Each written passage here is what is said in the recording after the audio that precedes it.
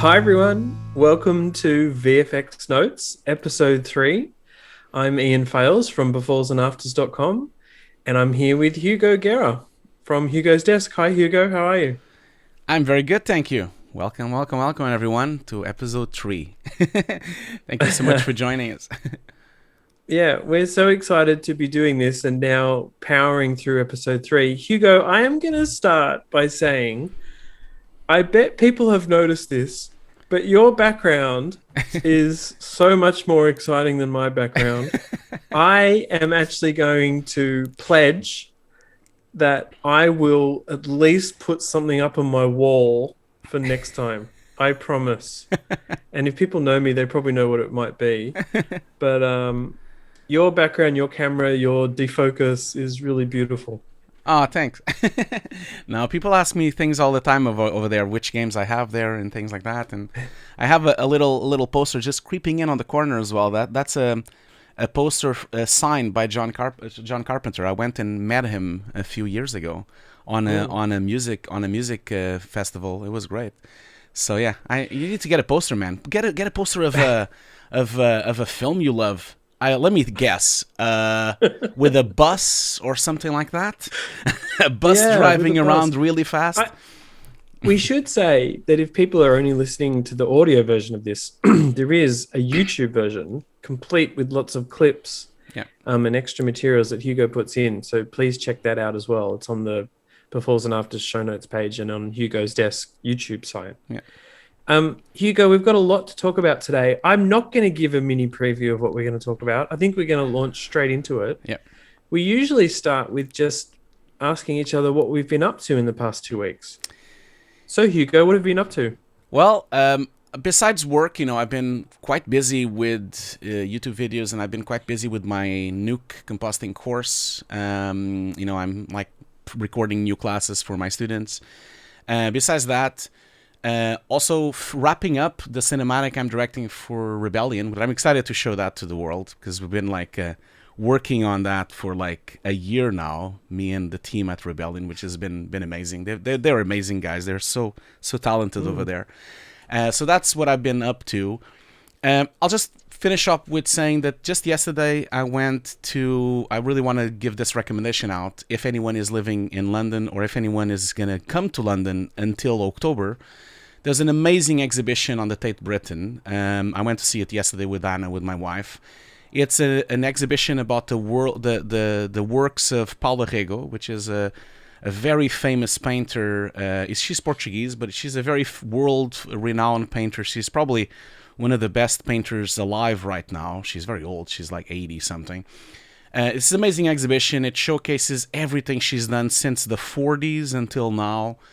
It's just a beautiful exhibition filled with she works and tackles with a lot of really, really amazing topics and some of them very depressing topics like depression, I'm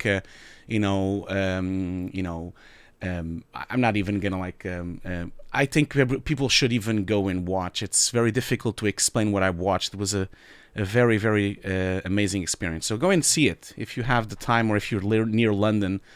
I'll put some photos on the video here so you can see some of her work. It's astonishing. Yeah.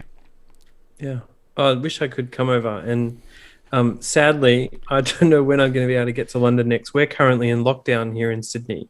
Yeah. With some new COVID cases. But I've been working hard on beforesanafters.com. There's a bunch of new materials and videos and podcasts and articles up. I'm going to give a shout out to a really cool podcast that's posting this week in VFX Artifacts. And it's about the bullet time rig from The Matrix. And it's a really fun interview about the actual construction of the rig. I think I've covered many times in the past, the technology behind the virtual cinematography and the virtual backgrounds and just capturing Keanu and the other actors. But this is with someone who actually was part of the manufacture of the rig and the collaboration of the cameras and whatnot. So it's really cool. Can't wait. I'm really excited to post that one this week. That's a product now. I just was on set supervising a commercial few weeks ago, and there's now companies that come in as a product with a full rig already ready to go. They put it up and it records it, and then they go away. Yeah. It's like a product now. It's insane. Yeah. Well, I mean, it's interesting because I think actually even before the Matrix, those rigs existed. Yeah. You know, Booth was doing a lot of stereogrammetry, photogrammetry. Time Slice Films Yeah. had basically invented this stuff in the 80s. And so really the Matrix kind of just made it very filmic, Yeah. I think. Yeah. But you're right. It is of course everywhere now. Yeah. Yeah. Anyway, that's a podcast to look out to. Hugo, we always also talk about what we've been watching. One of those things is Black Widow. Yeah. But before we talk about Black Widow, what's a TV series that you've been watching? Yeah, so I just wanted to give a shout out. I want to try to give shout outs to things that are not as famous or as popularized, you know, because everyone knows about the Marvel shows and everything else, but sometimes there are some TV shows that go off the radar. So I'm going to try to make this a thing. So this time, me and Anna just finished a TV show called The Plot Against America. Oh, yeah. Yeah, it's a really good TV show, really highly recommend. You know, it's an alternative reality, an alternative history. It's based on the book from the same name. It's an alternative reality where the Nazis actually don't lose Second World War, and America actually elects a Nazi president, you know. So things change very much, and you see it through the prism of a Jewish family in New York, you know, and things changing around them and things getting awfully close to even a ghetto in the United States for Jews, you know. So it's really heavy and really well-written stuff. It's only one season so far. I'm sure there will be a second season. It's based on that book. It has Winona Ryder. It has a bunch of John Turturro, like a lot of really famous actors as well. Beautifully shot, and of course it has a ton of visual effects as well, as you probably understood, because it's from the 1940s. So a lot of matte paintings, a lot of full CG landscapes of New York City, completely accurate to the era, you know, where the landscape of New York is very different on the 1940s. Yeah, it's a great TV show. Really recommend. Not a lot of people talked about it. If you're living in the UK, it's completely free to watch on Sky Atlantic. I'm not really sure where you can find it somewhere else, but I'm sure it's easy to find if you Google it, you know. What was the name of that show where Nazi Germany and Japan have won the war and taken over America? It's the Man in High Castle. Yeah, the Man in High Castle. They have like 5 seasons, I think, or something like that. Yeah, that's a really good show as well. It is a lot of visual effects as well, actually, if you think about it. A lot of visual effects. It's a much higher budget than this one. This one is a much lower budget production. It has a really, really famous actors. I guess maybe that's where the money went. But it's also made by relatively, you know, like a relatively small team of visual effects. But I think this is a different show. That show went really far. You know, you actually saw this. The World War II was won by the Nazis. They split the American everything. This one doesn't go that far. This one, the first season, it's only like a year, so we're still in the middle of the war. But the president that is elected in the United States, he is a sympathizer of the Nazis. So that means the United States never goes to war. That means Britain never gets help. And that's how the show runs. You know, Britain never gets help, France falls, and the United States never goes and help anyone. And so that means Britain is still kind of like on the brink of losing everything, but they haven't lost everything yet. That's why it's so interesting, because it's almost like what happened, because the United States, there was a long time that they were not going to help. They were not going to. Exactly. Because they call it, on the show, they call it the European War, you know. So it's very, very, very interesting, the show. Okay. Yeah. Well, a different war movie, I suppose you could say, is Black Widow, which we've both seen. Yeah. I saw it on Disney Plus because that's the only way I could see it here. Yeah. And you went to the cinema, Hugo. I did, yeah. I went to an actual cinema, a really big screen on the Odeon Cinema here near my house. And yeah, I saw it on the first day that it came out on the 7th. And it's still a bit depressing. There were 5 people on the cinema, 5 people inside the room. And they were all kids. So I was the oldest person on the room. It was great to watch it. I'm really feeling really well of watching it on the big screen. It is really nice to watch it big. Well, it's interesting. Disney today, I think, when we were recording, released some data about how the box office Yeah. and I think the Disney Plus receipts. I'm not 100% sure on that, but they seem to be very happy with it. So although only a few people saw it in your cinema, Yeah. I think it had a worldwide release and Yeah. has done really well, which is good news for movies, right? That's It a good is, thing. yeah. I don't think it's indicative, like the experience I'm having in the cinema, both last time when we spoke. The other F9. No, F9, which yeah. one was it? F9, yeah. So I don't think it's indicative. Both F9 and now Black Widow was really empty. I think it's just Britain is a bit like people are still really on the fence to go to the cinema. People are really adopting the streaming thing. I think it will ramp up, but it's been difficult. They're trying their best. The tickets are really cheap, compared to streaming, and even it was a lot cheaper to go to the cinema to watch it than watching it on Disney Plus. So I hope it comes back. I do, because I miss watching it on the big screen for sure. I think it will. It will pick up. Yeah. Well, I really enjoyed Black Widow. Mm-hmm. I had the kind of reaction I have sometimes to Marvel films where I feel like the first 2/3 was brilliantly executed, had a great we won't share any too many spoilers, but had a great build up and backstory to meet these new characters that Natasha Romanoff has had a history with. And then sometimes these Marvel films, for me, Hugo, they just become a big third act battle, climax, whatever. And that's okay. That's what Marvel does, Yeah. But I sometimes find that a bit sort of overwhelming, whereas where I thought this film was going for a bit more of a smaller story, and the director is an Australian, Kate Shortland, who's done some amazing films. So I feel like it was all Kate Shortland in the first 2 acts and then something else in the third act, which I still loved because it's a huge sequence that is in the sky.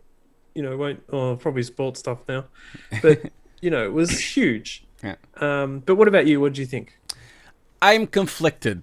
I was disappointed, I have to say. Before we even talk about the visual effects, which were impressive, Okay. we will talk about them, but I was disappointed. This was not the send-off I wanted for this character, because obviously, warning, spoilers, I'm going to spoil Avengers Infinite War. I'm hoping that everyone has watched it already, but, that something happens on that film that makes this character not really stay very longer.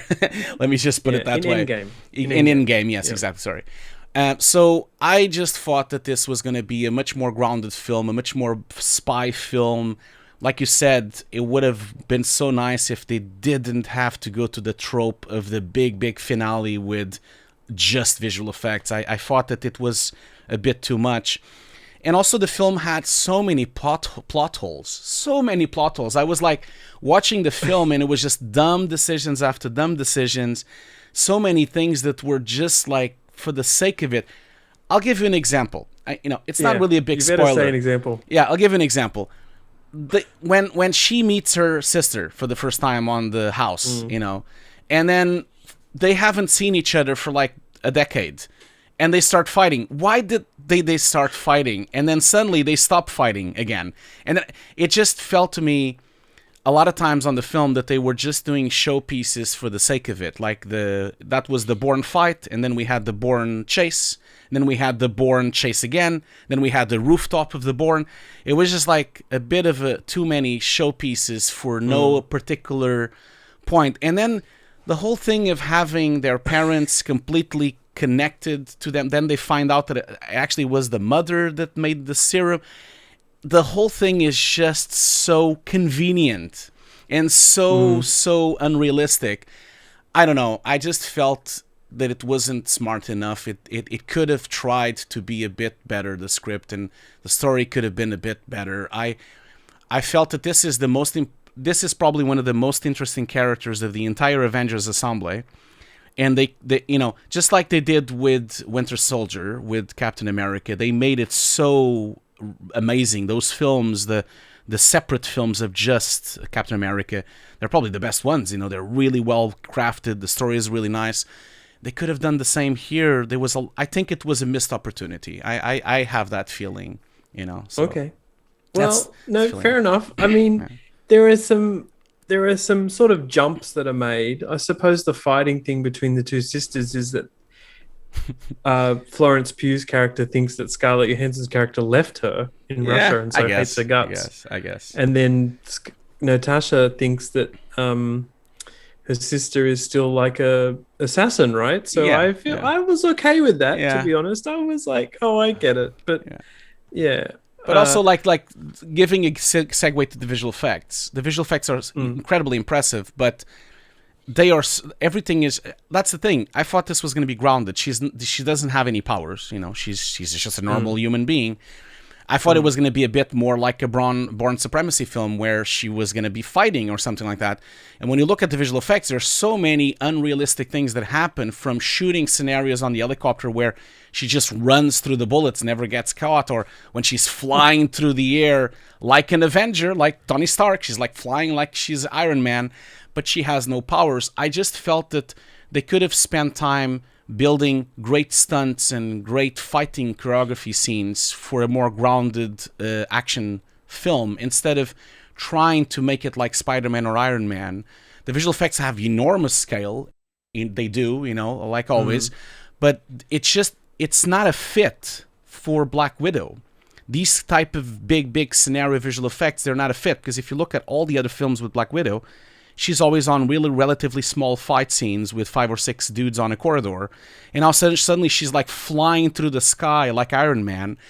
I don't know. It doesn't fit the character. And I always struggle when a film uses visual effects not to the story purpose, but just for the spectacle. She grabbed a parachute, Hugo. Yeah, okay, she fine. grabbed a parachute. I see Come where on, this man. is going. You like the film. I hate the film. That's fine.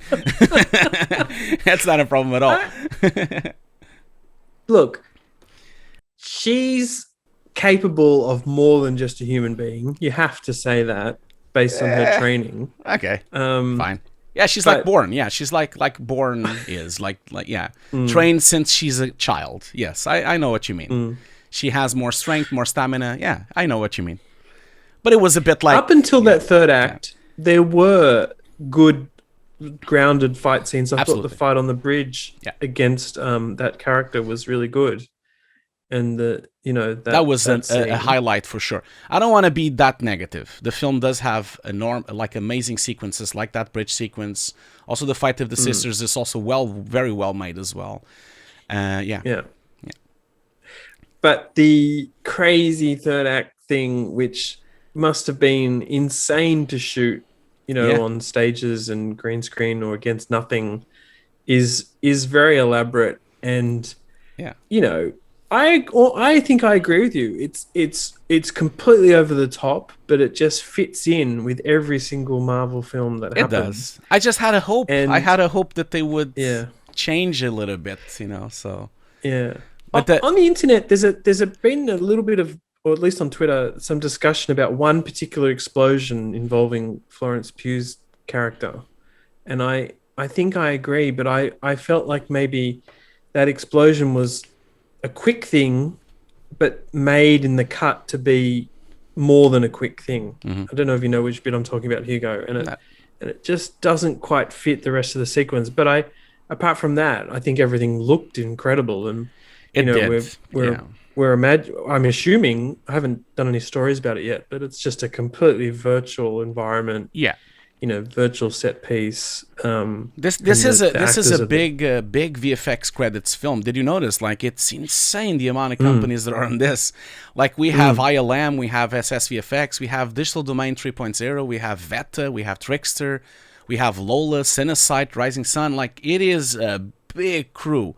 It was like 10 minutes or so, the credits. Because those sequences, the thing that really impressed me the most, especially the ends, I don't want to spoil too much the story, but the end sequence, which has a floating platform, and then they kind of like jump with parachutes. We already kind of mentioned that. That sequence, the sense of scale of the sequence, and I think it's really wonderful on the cinema. It was enormous, The director chose to use very wide lenses. She was very up and close with them, but also had these gigantic vistas with everything sharp, not a lot of depth of field, It was great to watch, like these kind of really slow paced, both the the prison sequence with the avalanche and also the flight sequence at the end, you could see that the visual effects were very heavy, which is great to see. And also you could see that it was the director. She really definitely has a different approach, because the editing she was putting in, she stuck with shots much longer, which I like that. I like the fact that you stay on shots for a little longer. You watch what you're watching instead of just cutting, which sometimes happens on these films. I felt like the vistas, it gave it such a sense of scale. You felt like you were flying with Scarlett, on the air. It was really magnificent work. I don't know which vendor did that part. I don't know yet. But no, yeah, I don't either. One sequence I really loved was the car motorcycle chase. Yeah, and was it in Hungary, perhaps, or Budapest? yeah, it's Budapest. Yeah. Yeah. I thought, considering F9 had just come out and we've seen some great car chases, I thought they did a really good job with that. And we might never see it, but the breakdown of that in terms of the visual effects would be fascinating, because I feel like it's going to be this mix of course, stunt performers, stunt drivers, but many digital cars and bikes and digidoubles and digital city as well, surely. I thought that was really great to watch. And there's a really cool sequence where Florence's character, does this thing with the door. And I think that was very watchable. And of course, I didn't see it in the cinema, and I felt like it would have had a lot of impact there. Yeah. But did that one stand out for you, or it did? Or not? It did. It's impressive on the cinema. I didn't watch it on IMAX, but I watched it on a really big screen. They had the IMAX screening, but I didn't catch it in time. But it is very impressive. Those sequences are really, of course, the big thing of the film, but there's also an enormous amount of really invisible effects going on, from rig removals to even the aging thing as well. Rachel Weisz is much younger on the first half of the film, and also what's the name of the actor from Stranger Things, the father, he's also a lot younger as well. They did a lot of the aging to them as well. I'm assuming maybe it could have been Lola, maybe, I'm not sure, of course we don't know yet, but yeah, I mean, I'm hoping to talk to some of those vendors. What's curious is that in that list, there's a bunch of those vendors that have got into de-aging work. Yeah. And many of them did it on Captain Marvel, for Samuel L. Jackson's character. So SSVFX and Rising Sun, as well as Lola. So yeah, I think the opening scenes are de-aging, but sometimes, there's just sometimes you think, oh, is that like makeup? But it's probably a combination of both, I would guess. But definitely there's something going on there, because you can kind of feel a little bit because I think it is. Yeah, it is. I just saw her on the film. She doesn't look like that, Rachel Weisz. So I don't know, very impressive. I really advise everyone to go and watch it, just for the big, if you love visual effects, you're going to love this film. This film has probably one of the largest scale visual effects sequence at the end of the film, which is not very common for these films. I mean, it kind of reminds me of Avengers, where you have really large scale visual effects, but that's a much higher, bigger budget film. But if you really like, Born Supremacy, if you like those kind of films, you're also going to enjoy this film. And also this character, she's amazing. Scarlett Johansson is amazing. She's a really good actor. I think the ensemble cast was really good. I have struggles with the film, but I always have struggles with blockbusters. Never mind, I'm sure the audience doesn't agree with me. It has a huge rating on Rotten Tomatoes. Everyone loves the film, so I think I'm on the minority of saying that there's plot holes and I didn't really enjoy certain parts. I don't know. I was expecting something different. That's the thing. That's why. Don't get me wrong. Okay. Yeah. Well, we might move on, but I mean, this is film's back, right? And we can love it and hate it. What we always jump to as well, Hugo, is what we say is the biggest VFX tech thing right now. We're going to do something slightly different from what we might normally do, which is we're going to be talking about Siggraph. Now, that's coming up really soon. Yeah. Siggraph, which is usually in North America, Los Angeles or Vancouver, and it obviously goes to other cities sometimes. because of the pandemic, it's virtual this year, happening between 9 and 13 August. Full disclosure, I'm on the committee. I'm the special projects chair for Siggraph this year, and that has involved organizing the featured speakers, also known as the keynote speakers, which has been awesome experience. Highly recommend people get involved with Siggraph if they can. But what we thought, Hugo, was because tech is presented at Siggraph all the time, that we'd look at a few sessions that are coming up at Siggraph and give a bit of a preview of it. Mm-hmm. Should I start, or do you want to jump into some of the ones that you wanted to talk about? You start. Well, mine are probably even less techie than normal. One of the things that I think is going to be really cool is that Marvel is presenting something about its recent streaming shows, WandaVision, Falcon and Winter Soldier, and Loki. That's, with the main visual effects supervisors from those shows. Mm-hmm. There's always some great production sessions like that at Siggraph. And I'm going to say this, because they're virtual, the visual effects studios and film studios often spend a bit more time making these behind the scenes videos even better. And that happened last year with Siggraph, where they showed a lot more things than actually you might see at the real conference. So there's another one like that from ILM about The Mandalorian, which is going to jump into both the VFX and stagecraft virtual production side. One more shout out I want to give before maybe Hugo, you can jump in with some, is a session that's really become popular in the last couple of years called Real Time Live. And, it's jumping, of course, on the game engine, real-time gaming side of things and computer graphics. But it's basically companies or people or researchers presenting their research in real time, or gadgets or software or development or something, but it has to be shown in real time. Like it has to be, it's live, right? So if it doesn't work, it doesn't work. And it's awesome at the actual event when there's like 1,000 people in the room watching it, but it's actually awesome at home as well. Hugo, what about you? What are some of the things you've spotted that might look cool? So as always, Siggraph is always amazing. There's so much to see. As always, there's so much to see. I really recommend people going and check it out. There's a couple of standouts for me. I would just say from the main feature speakers, I really would recommend you guys check out all of them, of course. But one that really stood out to me because of my gaming background is Amy Hennig. There will be a fireside chat with her. This, she is one of the world's biggest developers in the world of all times. You should really check out this fireside chat. I'm sure it's going to be amazing. She is a very acclaimed game director. She was responsible for the Uncharted series, which are some of the most famous video games from Naughty Dog for Sony, and also like a fan favorite from Crystal Dynamics called Legacy of Kain, Soul Reaver. She's one of the best storytellers in the business, in the world of video games. She's one of the most creative person in the world on the video games industry. So really check out her work. Apparently, she's going to talk about some of the work she's doing with Skydance Media with interactive storytelling. So I can't wait to see what she's up to, because she's left a little bit the games industry and now she's like pursuing other things. So that's really going to be cool. And she's going to be great, just telling you, because we've been talking to her. Great. Yeah. No, she's amazing.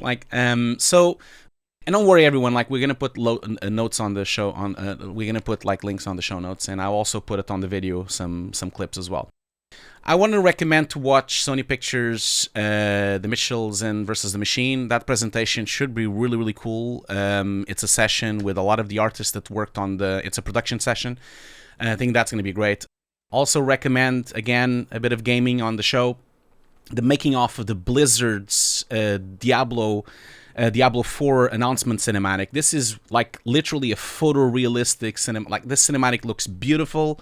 The work done by Blizzard is outstanding. You should go and check this presentation. It looks like it's going to be one of those, So that's going to be on Wednesday. Then also, I would recommend to check out, there's a couple of talks from Pixar, from Seoul. The one that really stood out to me is Pixar Seoul and the Search for Authenticity. Looks really, really interesting, that talk. There's a couple of other ones with the cloth simulations, and there's a couple of tech talks as well from Pixar. And last but not least, from tech side, I would say Cyberpunk has a few talks as well, especially the tech and art of cyberspaces in Cyberpunk. Cyberpunk 2077, which is a really beautiful game. They also have some really cool talks about lighting, global illumination, a couple of tech talks as well on that side. And then, pretty much anything that is inside the papers is really impressive. I think people should really check out that full program. There's a lot of things there, from denoising, from artificial intelligence, there's so much. I can't even talk all of it on this show. There's a lot of things about real-time ray tracing, about real-time global illumination. A lot of papers. I guess people were home and they did a lot of papers because they were all home because of the pandemic. Yeah. And also, it's, as people might not know, it's an academic conference, which is about getting your research published. Exactly. And in some ways, Hollywood shoehorns itself into Siggraph. And I mean, of course, there's a crossover, clearly. Yeah. But I would say, some of these presentations at Siggraph, that's the only place they get made, right? Like, I can write an article about Luca and Pixar's Luca and, or Mitchell's and the Machines, and I talk to some amazing people, but I can never go into as much detail as some of these presenters will be able to go on the films. Like, for example, with Luca, Pixar's doing something just about the underwater procedural vegetation, and it's pretty niche, but I guarantee you they'll show things that they just wouldn't show anywhere else. And exactly. It's so much more than just like a bunch of concept art and some pretty pictures, like the Cyberpunk talks, they're about like global illumination specific things, they really go deep and very technical, and it's highly inspiring. Obviously these are custom tools and everything, but it's highly inspiring to see the struggles and the issues that these companies had to do something. And that might really help you on your venture to do something that you are trying to do as well. That's why these talks are so interesting, and they are so unique. I think they are the most technical talks in all festivals that we really see. And that's why I really enjoy them. Yeah. So highly recommend Siggraph. Hugo, it's time for my tech question to you. This is my favorite part of the podcast. Sweating. It's like. Well, I'm scared because I think people expect them to be highly technical questions, but they are coming from me. What I try to do with these questions is, it's kind of things that I've kind of know about, but I don't really have a firm understanding of, but that I know also VFX newbies or artists or even experienced people seem to have to know for the industry. And today, the question I'm going to ask you about is, what are LUTs? Okay. I know they're lookup tables, but from a visual effects perspective, what do we need to know about LUTs, Hugo? Far away. Okay, so as always, I'm going to do a disclaimer. I'm sure there will be mistakes on this chat since I'm talking it without a script. Okay, so please be gentle with me if I do a mistake. I'm trying my best. This is a really loaded question, Ian, because there are so many different variations of this. I'm going to try to just give a roundup of the different types of LUTs that exist, and then maybe talk a bit more about the visual effects side, because that's what's more interesting for our show. First thing, of course, just what is a LUT? A LUT is a lookup table, just like you say. And what does that mean? Well, it's basically, if you open it on a text editor, it's basically a bunch of numbers. It's literally like a number and a number in front of it. It's like a spreadsheet of numbers. And it's basically a way for you to convert an image with a certain luminosity or a certain color space to another type of luminosity or another type of color space. And so it's like a graphic. Imagine like you have an X and a Y. When an image comes in with like a value of 10, what is that corresponding value on the other color space that they're using? Imagine if a value of 10 of a camera is the highlight of the image, like the brightest part. If you put a lookup table, if you put a LUT, that highlight will maybe drop to 5 instead. So it's basically a table of conversion. It's like a numerical table of conversion. You literally can open it on the text editor. Yeah. But is that because different cameras, different monitors, different workflows effectively show the same image but look different? Yeah. So you need to convert it to look the same. Let me give you an example. So the problem here is that every camera has a different dynamic range, because obviously manufacturers have different sensors. Some sensors have 15 stops of dynamic range. Some have 13. Some have 12. Some have nothing. Like some cameras are really bad. So obviously, when you film something, a highlight will be different. On a Red camera, a highlight will be of a certain value, but then on an Alexa, the highlight will be another value. And then if you shoot with a crappy Sony camera or like a handheld, like a Handycam, or if you shoot with an iPhone, the highlight will be another value. And obviously, the most expensive cameras have higher values. Obviously, these high values cannot be watched on a monitor. Monitors usually, if you're watching on a regular screen of your computer, it usually has a luminance of 100 nits, so it doesn't go beyond that, But I'll give you an example. If you have a piece of paper and you photograph that piece of paper, if you really calculate the luminosity of that piece of paper, if you're inside a room, the luminosity of a piece of paper will probably be 100 of luminosity, like that's the white. The white value is like 100. But then if you go outside and you watch it on sunlight, that 100 becomes 10,000. But you see, on your eyes, when you're looking with your eyes, when you look at a piece of paper inside indoors, it looks the same as the piece of paper outdoors. You don't suddenly get blind by the glow of the paper when you go outside. That's because your eyes can adjust. The iris closes and opens and adjusts to the luminosity of outside or indoors. It's the same here.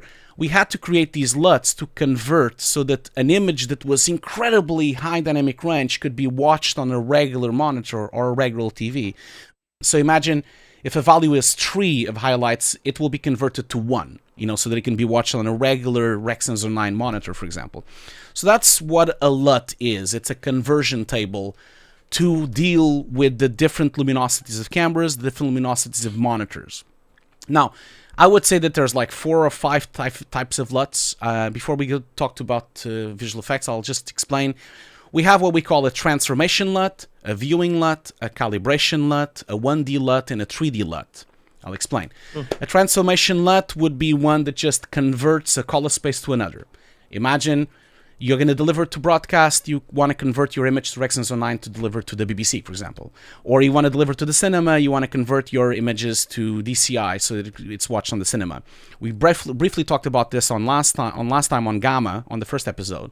So, because a highlight on the cinema will be dimmer because the room is dark, and a highlight on the TV will be brighter because the room is brighter. So that's why we need to convert what is a highlight, what is a dark, and what's a midtone. So that's a transform LUT. Then we have a viewing LUT. Viewing LUTs are very popular on set and also on production, especially in visual effects and editing. Yeah, this is probably where I've heard about them the most. So viewing LUTs is for you to watch an image that is appealing to the eye, So because if you just watch a raw piece of image from a camera, it's usually either very bright or very washed out. It looks terrible. It doesn't look nice. It looks flat. Right? Exactly. It looks incredibly flat. So a viewing LUT is a way for you to watch that image, with a bit of contrast, a bit of nice color and tonality, so that your clients can watch something that resembles the final product that will be colorized or graded by a colorist. So that's what a viewing LUT is. If you look at any software, it usually has viewing LUTs for you to view your project, but on set they also have viewing LUTs. We then have also a calibration LUT, which is a way of you compensating a screen so that you can match screens on a company. On a company, a lot of people might have different screens from different manufacturers. So use a calibration LUT to convert the brights, the color, and the highlights and the darks so that everyone watches pretty much the same thing. Especially useful now on the pandemic times where everyone is separated. And then from those, we have a 1D LUT and a 3D LUT. Now, a 1D LUT is a simple LUT of just light, basically just applying an exposure LUT to make it brighter. The same thing I was explaining when a highlight comes in and it gets converted to a lower highlight so that it can be viewed on a computer. So 1D LUT is a regular LUT, which is the most common one, only converts luminosity in light. We have a 3D LUT, which is 3 types of LUTs. It's basically red, green, and blue, and that's why it not only converts the luminosity of an image, but also it converts the color of an image, a hue and tonality as well.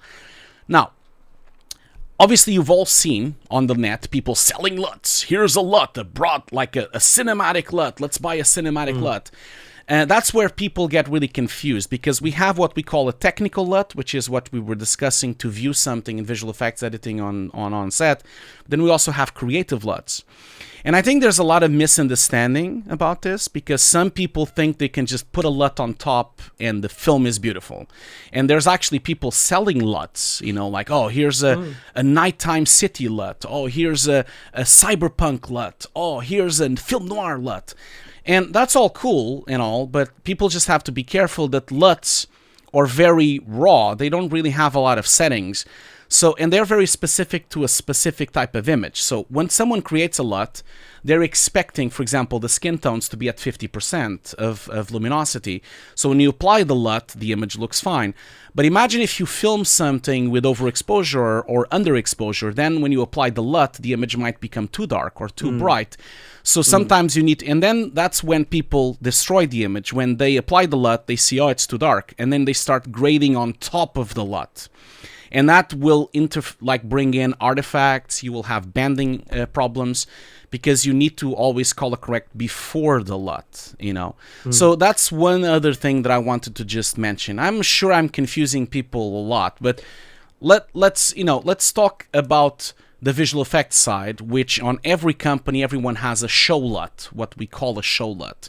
And why is it called a show LUT? Usually what happens on a film is that sometimes there's color correction that happens before the visual effects are done even. Sometimes it's like a first step color correction, just to see how the film would look, and then they might have a final color correction, on some productions, of course. And so when you're working in visual effects, you never want to touch color or image. You want to work with the raw images as they are, and then you put the visual effects and combine them, and you never touch the integrity of the image. You never really change the color of the image. That's why we have viewing LUTs, because a director might have a certain look that he wants to have on the film. Then you can put the LUT on top of your composite or your visual effects or CG. That way you can see what the film will look like with your visual effects, but with the color correction that the director would like to have on that shot. That's why we have like these kind of creative LUTs. And that LUT will be always a non-destructive LUT. It's on top of the image. It never gets baked into the image. When we deliver the image is still raw and it's still washed out, Where does that LUT come from? Could it be from the cinematographer? Could it be from the director? Yeah. Is it some sort of discussion between the VFX crew? And it depends on the production. So sometimes cinematographers have their own LUTs that they've concocted or they've made themselves, and sometimes those LUTs get delivered to the VFX house. A lot of times I would say that the cinematographer has a LUT on set, but then that LUT gets forgotten, and then there's another LUT that comes in with the colorist coming into the production. It's always coming from a grading software. It might be from Baselight, it might be from DaVinci, usually DaVinci lately. And it's usually made with the director and a colorist. It will always be done by a colorist at some point, and then it gets delivered and it becomes the show LUT, Obviously, then it depends on the production. Sometimes a LUT could be a 1D LUT, which is just luminosity, or it could be a 3D LUT, which has actually hue and color. So it depends on that. But there's a lot of technical issues as well with LUTs, and that's why people sometimes struggle with LUTs, because sometimes LUTs are created for full range, which means it's from 0 of black to 255 of light. But sometimes some LUTs are legal video, which is from 16 to 235. So you also have that problem that some LUTs are constructed for video and some LUTs are constructed for film. And sometimes people mix them up, and then, of course, the wrong values get mixed up. So this is a very highly dense discussion. I'm sure it was not very clear. I hope it was, but I have some book suggestions for people if they want to go deeper into this. Did I make any sense, Ian? Absolutely. I feel like I learned a lot. But I think the takeaway is that LUTs are complicated. Yeah. And it's all about consistency for a VFX artist, at least during the workflow. And so it's about knowing what the production needs, what you need as a VFX shop. Yeah. But I imagine it can be something that VFX artists can go away and read and learn about even more. It is, yeah. I would give a caveat with this, like not just for the VFX, but the people that are now so used to use LUTs as their final color corrections. Really be careful with that. I feel that anyone that is working in production, editing, grading, or color correction, or visual effects, or any of these creative industries, they should... my opinion is that it should stay away from creative LUTs, only use tech LUTs to convert color spaces, because that's necessary. That is a necessary step. You should not ignore that. But the creative LUTs, should leave them alone. It should really try to learn the craft of color correction and do your own color correction, because using someone else's LUT is a bit pointless, because that person made the LUT with a specific image in mind, which might not work for your image. Now, if you really want to go deeper, I'll give you some suggestions. If you really want to go like tech deep, this is the book maybe to get. It's called Color Reproduction. I'll put it on the show notes. It's from Michael Tooms. It's called Color Reproduction in Electronic Image Systems. Very geeky book. Second book that I would recommend, very geeky book. I'm starting with the geeky ones that no one will read. It's this book as well. Digital Video HD. It's a book called Digital Video in HD: Algorithms and Interfaces from Charles Poynton. A very tech book about color. Oh. Now, if you don't want to go that deep, you should get this one. This is called Color Correction Handbook. This book is a creative book about how to make color correction. So that's what I was saying. People should forget about using LUTs. They should learn how to make their own color correction. This is the best book of color correction that I know. It's called Color Correction Handbook, 2nd edition, Professional Techniques for Video and Cinema. It's from Alexis von Hurkman. Beautiful book. As you can see, I have a bunch of post-its here of a lot of things that I've already marked on it.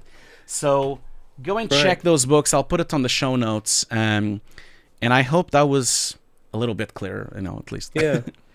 Well, you mentioned someone there, which I think was Charles Poynton, who I've met several times. He's done some great FX PhD courses. Yeah, he did. In color. That's right. I completely forgot about that. That's a good segue. Yeah. Awesome. Thanks for that, Hugo. Hope people got something out of that as well as I did. We are up to our final section of the podcast, which is things we saw on the web that we think people should check out. Now, I'm going to say, Hugo, what we're about to talk about is pretty controversial. It is things on the web, but it's also the general discussion out there about CG and VFX and practical filmmaking, practical effects. It's a thing that I've really noticed over the past few years has become a challenge in terms of covering as a journalist, a challenge to work out what the studio marketing is behind VFX and CG, and a challenge to see what the general discourse is amongst people, moviegoers, filmgoers, and creators in relation to celebrating, looking at CG, saying whether it's good or bad. People seem to have this strong opinion about it. Remembering the heydays of practical visual effects and comparing CG to that. It's all intertwined is what I'm really trying to communicate. But tell me about why you originally came up with this topic for our last section of the podcast, because I think it's interesting. Yeah, so this topic came up. This kind of comes up every other year, I guess. With usually it comes around. This time it came around because of F9, because of some articles that came out, and also a specific video that I'll put on the show notes from Movie Insider. So F9 came out. There's not really out a lot of breakdowns out. There's really no information really how the visual effects were done. And then Movie Insider makes this video where it kind of makes it sound like everything was shot for real on camera. And, you know, being a very experienced compositor and a very experienced visual effects supervisor, I know that it wasn't shot on camera, but obviously they've used some of what they shot on camera, of course. And that's the thing. I just wanted to talk about this because it really opened up like a can of worms on the internet. Like we were all talking about this on our specific social medias, about the fact that it's not that like they lie on these videos. They're just like making it sound because of, like you said, because people have this fascination with the past, you know, of, oh, the good old days, it was so nice to see really stunts doing things. And also, because of the year 2000s, like Scorpion King and those kind of visual effects, people really developed a hate of CG because of badly done CG. And I don't even think it's badly done CG. It's CG that couldn't be better at the time. That's the problem, you know. Scorpion King was amazing at the time. It's just that it doesn't aged very well. And I think that, together with a lot of YouTube, like Corridor Digital, for example, a lot of YouTube channels that really cement this idea that CG is bad, CG is bad, CG is bad, they really don't even know that they are really affecting a huge audience explaining that CG is bad. So I really want to talk about this because I think this is a bit of a problem. It happened with Ford versus Ferrari a few months ago, a few years ago. It happened now with F9. This added this complete, and also I'm sure it'll happen every time Tom Cruise makes a film as well. People need to like understand that films these days are a team effort, and I've been on set so many times. Every single department is working to the maximum to try to make the best they can. And it's all a combination of stunts, practical, visual effects, compositing, CG, movie, like everyone is involved making their best craft they can. Sometimes a stunt works, sometimes it doesn't. Sometimes it requires rig removal, sometimes it requires wire removal. Sometimes it just works and they leave it on the film. Sometimes they need to replace the whole car or the whole scene on CG because it didn't work out, or it didn't look impactful enough, or it didn't look scared. Sometimes an actor can't do a stunt because the insurance company is not going to let them do the stunt. So they replace the face. And as much as they put out marketing and put out these kind of really clickbaity videos explaining that, oh, they did all the stunts, they probably didn't. I think people just need to be a bit careful about kind of, on the age of fake news, it's a bit tricky on that sense. You know? I think that's right. In the featurettes that tend to get released by studios and then sometimes repurposed by outlets, the truth is what they're showing there often is B-roll. Yep. And B-roll is only ever from the set, you know, and it tends to be elaborate stunts, or can be elaborate stunts and special effects work, which is awesome to watch. I mean, I'm obsessed with that kind of B-roll stuff. I'll take as much as I can get.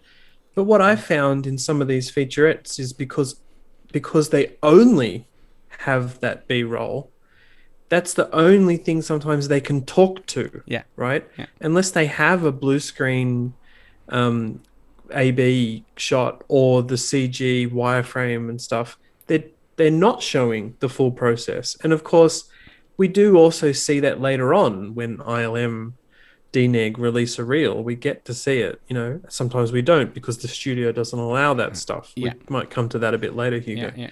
So I do think occasionally there's these featurettes that are often made by the studio. They don't really communicate the process. Sometimes just because of the footage they have. Sometimes it's probably much more deliberate because what they're putting forward is a certain message about the film, that their actor did all the stunts and they didn't have to act just against green screen or blue screen because that's considered a bit cheap and nasty or not that great or whatever it is. And so you sometimes walk away hearing the director or the actors will say something like, we shot as much of it practically as possible, which is always true, I think. Of course. But not always the full story, right? That's the issue I think we're trying to raise, that it's often not the full story. Yeah, and unfortunately, these are the clips that get to 3 million views versus the clips, like, Give an example. This video from Movie Insider. I know I'm focusing on this video. Nothing wrong with it. I respect everyone that built the video and edit the video. I think they did it on. They didn't do it on purpose. They didn't do it. They did what they could with the footage they had and the message that was given to them. But that video already has 3 million views, which categorically really kind of gives a story that scene of the car going through the shop in F9 is all done practically. That's the story that gives. Although you watch it and you see blue screens and you see rigs, you see wires, but they don't never talk about that. That already has 3 million views. When eventually in a few months, DNEG or ILM or whoever did that specific sequence, which I don't know yet, will put out a breakdown, it will be watched by 50,000 people, or maybe 75,000 people, or maybe 100,000 people. Maybe if you're lucky, you get 300,000 people. It will always be like 10% of the people that watch the other featurette. And I think that's the problem. Not that, of course it's very technical videos, people don't want to watch it, but I think the damage is already made. Damage is made pretending that it was done for real. And it really cements this idea that CG is bad and CG is bad. And I'll give an example. I was the other day buying some games on a shop, a CX shop, which is a used shop here in the UK. They sell video games. I was buying Need for Speed, a game, a racing game. And the guy on the counter said, "Oh, cool, you like Need for Speed?" And I said, "Yeah, I love Need for Speed. I have all the games. There's like 20 games. I have all the games, love racing games." Said, "Oh, did you watch F9? I said, "Yeah, of course I watched F9. Because F9 is literally Need for Speed as a film." And the guy turned to me directly. First thing he said, this was a guy from a counter on a shop. First thing he said, "Oh, I love the film. Did you hear? 99% was real."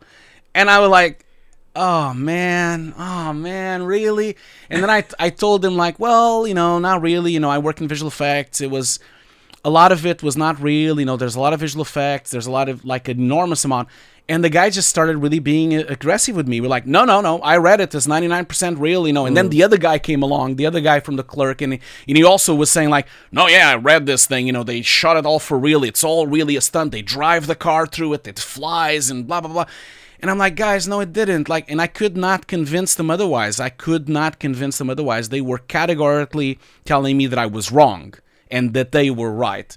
And this happened to me many, many times. And I just feel that this is a dangerous path for our industry because it just brings a bit of lack of respect to the craft that we do. I feel like visual effects is an integral part of the industry. They are very responsible for a lot of the billion-dollar franchises that are out there. And it's a bit sad to know that people don't even think that we've even done anything and that our work is just dismissed or... Yeah. He was constantly saying, I hate CG, I hate CG. He was always saying, I hate CG, I hate CG. He just kept saying that. Do you think... Yeah, I want to talk about the nuance with CG in a minute because I think that's an important thing. But it's a double-edged sword a bit because sometimes people not realizing that any visual effects work was done is a really cool thing because it shows how invisible it was or whatever. But two things quickly, Hugo. To be fair to Insider, which does a heap of videos, not just visual effects of film ones, they have in the past covered a lot of what I would say are visual effects feats. Yeah. Or like they'll compare space scenes done from 20 years ago to now, and they absolutely refer to the visual effects work. And actually, they make an effort at the end of their videos to source publications and things they've looked at. But that particular F9 one is a bit of a breeze over.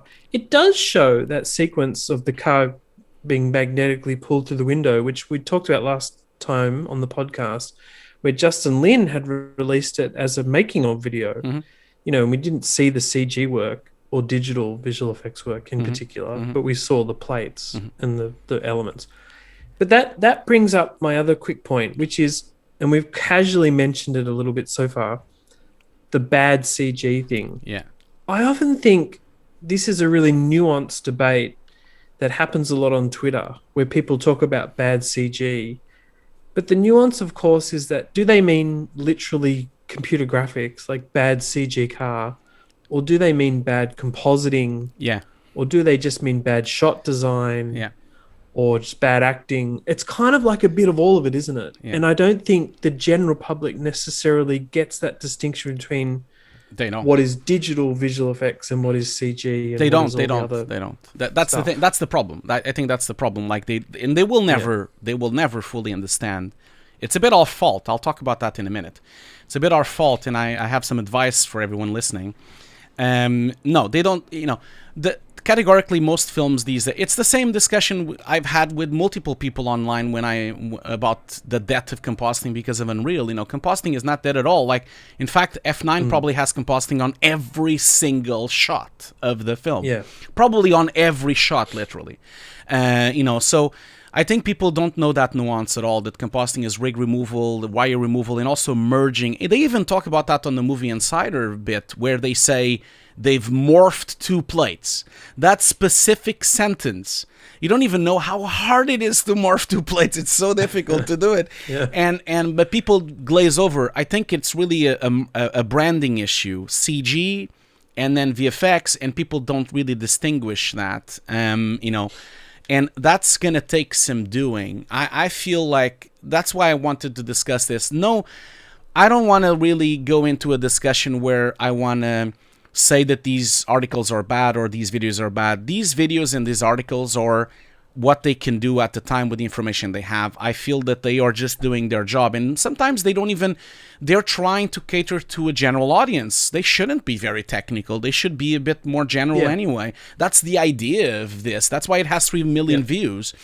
So, but I think that's our fault. The CG artists and the visual effects supervisors and the companies, they should be better. Obviously, I've been on a lot of productions where we were not allowed to talk about it. That's fine. That's the other issue. That's a different issue, but that's a embargoes. That's a different issue. Yeah. That's a different issue, and when that happens, there's nothing you can do about it. That's not a problem. But a lot of times that is not the case. A lot of times companies really want to showcase because it gives a second breed to the production. It gives a second wave of posts and a second wave of tweets, and then it gives the awards season, the Visual Effects Society and the Oscars for the visual effects, and so there's always that world as well that happens a few months later, which gives maybe it's in time for the Blu-ray or the DVD release, for the making offs and the behind the scenes. But I feel sorry. You're going to say something? I think you're dead right. This happened with Mad Max Fury Road, an incredible film I just love to death. Yeah. And I think a lot of people knew there was lots of visual effects in there, but the marketing of the film was that it was so much stunt work done, which it was. Like every shot was shot, but then just added to with visual effects. And so for a couple of weeks, the marketing was stunts, practical. And then when audiences found out that every single shot was a visual effects shot, I don't think it had this, that's terrible effect impact. It actually made people love the film even more, I feel, or the work even more. And I wonder whether that could be something that's also done with other films. It won't necessarily be. It's funny you say that, for Mad Max, because the guy on the shop that I was speaking, he also mentioned that film was also 99% done for real. He also mentioned that, which is true. Which is true. Was. Yeah, I would sort of say it actually was. Yeah, But you see, the problem I have with this is that I think it's our fault a little bit. We are terrible at this. We're terrible at communicating. You just go into you go to an audience of a festival on FMX or View Conference, or you go to Siggraph, and it's sometimes the most boring ass speakers in the world talking about these things. It's true, man. It's true. We are terrible at communicating what we do. You meant by we're terrible at doing it. This is what you mean. That's what I mean. We're terrible at communicating what we do on a simple matter. I want everyone on this audience that is listening to do an exercise. I want you to call your mother or your aunt or your father and try to explain what you do. If you're an effects artist or if you're a compositor, try to explain to them what you do. And try to think about, how can I explain to them in a way that they will fully understand what I do? Don't start saying, oh yes, I comp layers with render passes and EXRs. They won't know what that is. Try to explain what compositing is on the most bare-bone version that will work for a 10-year-old. I think we are not good at this.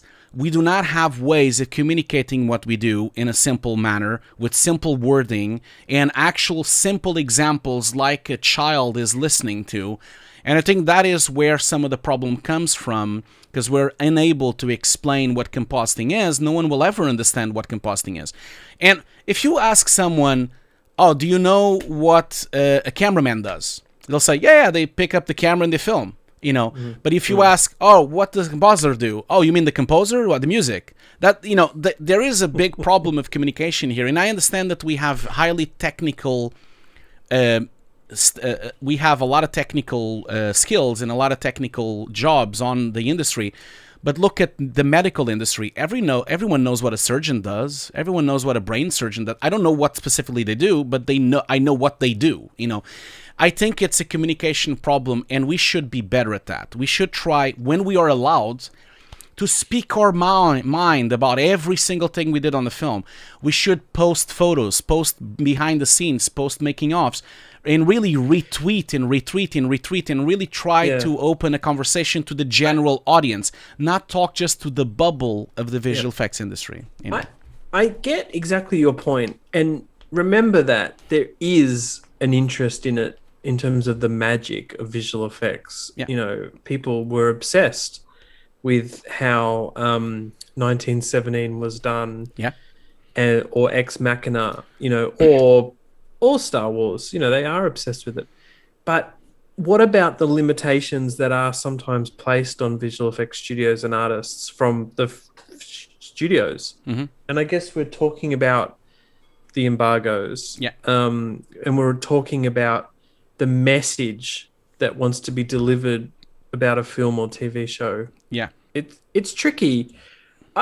An example that I've noticed recently in some featurettes is that there'll be a character on a green screen or blue screen, and those screens are totally graded down to be grey. And I think it's sometimes about getting the skin tone right on the actor for the featurette or whatever it is. But it's also about, hey, we didn't just shoot this film on green screen. Like there's a message that they're delivering, and I'm not always disagreeing with it. It's a storytelling thing, these featurettes, right? It is, but I disagree. I don't want to see it like that. I hate that they try to hide the things, because I'm all up for openness. And I feel bad that they're trying to dismiss an entire thousands of people labor that worked on the production. You know, I know exactly what you mean. I've been on a lot of productions that I will never be able to say what I've done on them. And I also think that we could also be better at that. It's too late now for most productions, but in the future, I'm sure that this has to do with relationships with the studios. I think there should be high-end, high-level discussions from the CEOs of these companies displaying, okay, we'll do the visual effects with that bid that you just undercut for us, but we will only do it if you allow us to talk about the visual effects in an open way. There is negotiation methods that can be done. I'm saying this because I've done those kind of negotiations in the past, and you'll be surprised to know that sometimes they'll just say yes, that sometimes they will say no, but sometimes they will say yes because they haven't even thought about it. And if you can squeeze it into the contract, then it will happen. You know, that's the thing. If you can squeeze into the contract saying, we will be allowed with, of course, veto power, we will be allowed to do X, Y, and Z because of this production, because that will open the door for more communication to come through, and also will help the studios, because I think the studios are also missing something here, because a lot of times, like you said on Mad Max, it became an actual very positive thing to talk about the visual effects. So it actually helped the film. It helped the film sell. I don't disagree with you. My bread and butter is writing about visual effects. Of course I want... Which is an interesting thing you actually bring up, Hugo. There are some studios, and these tend to be in more visual effects heavy shows.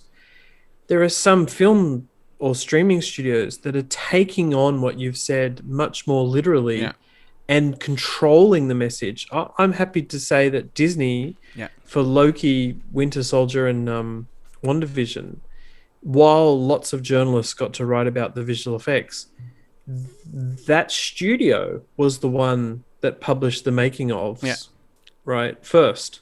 Or they had their own, entertainment reporters, bloggers, whatever, doing interviews and doing a few stories. So I see that as them controlling the message a bit. It's their content. I guess they can do it. And whether or not they're watering it down or not talking about things, I'm not sure. But that's a newish thing. And part of that is because they can put a video on YouTube. Yeah, or and do a it's podcast. more content for them to put on Disney Plus. You saw content. that, they put a bunch of, they put an entire series of content for the Mandalorian making off season 1, which was I think 5 episodes or 6 episodes of the making off of that season, which was really cool on Disney Plus. And Netflix is doing the same with Film Club. They are posting all the Army of the Dead making offs, all their films. The Mitchells and the Machines. They have a bunch of making offs and behind the scenes. Absolutely. So some studios are definitely doing it, and I feel those studios will be the ones that will really manage to fix this problem. It's a bit like, I always compare it to the games industry, because on the games industry it's a bit different. Like, the game studios are very happy for people to talk about things because it's another sale for the game. It's another person that will be interested on the game. It's almost like any publicity is good publicity, right? Like, it's almost a bit like that. And I think film studios are a bit behind on that sense. So I think for us to I don't want the audience to, I want the audience to stop complaining about this, because I whenever this happens with, when it happened now with F9, and when it happened with Ford versus Ferrari, when it happened with all these films, people just bitch and complain on Twitter. Oh, they're pretending we didn't do it. Don't do that. Like, try to change try to change the conversation by explaining what was done, by retweeting posts of making offs, by trying to find images of behind the scenes. Hey, even like us, we're doing a podcast and we're categorically explaining every single piece of visual effects that happen on these productions. If anyone watches our podcast, they know that F9 was not 99% done for real, So that's the thing. It's our responsibility as visual effects artists to also work for our industry to grow and to be more visible, and also for our mothers and grandmothers and sisters and family members also to understand what we do. And I think it comes to us. It's our doing. We need to be better at doing that as well, So I think on that impassioned note, Hugo, we might wrap up. It's been really fun. Sorry, man. For episode 3. We'll be back in 2 weeks. But before I sign off forever, for this week, I mean, Hugo, we always say where we can find each other on social media. Where's the best place for people to find you? Yeah, so if people want to check out what I do, go to Hugo's Desk on YouTube. That's my main channel. On Twitter, you can find me on Hugo C. Guerra and also on Hugo's Desk. And I have a Patreon as well. And Ian has a Patreon as well. So if you guys like our podcast, don't forget to support our podcast by supporting our Patreons, and also don't forget to maybe leave a rating on the Apple Podcasts or on Spotify as well. It really helps our show. It helps our show to grow inside the algorithm of Apple Podcast. Maybe leave a review. We would love to know what you guys are doing. So yeah, check that out. You can definitely review my background screen in this podcast. You guys can find me on Twitter at Ian Fails and on the web at beforesandafters.com. Thank you so much, Hugo. It's been a pleasure as always. Cool, man. See you later. Bye. Thanks, everyone. Bye.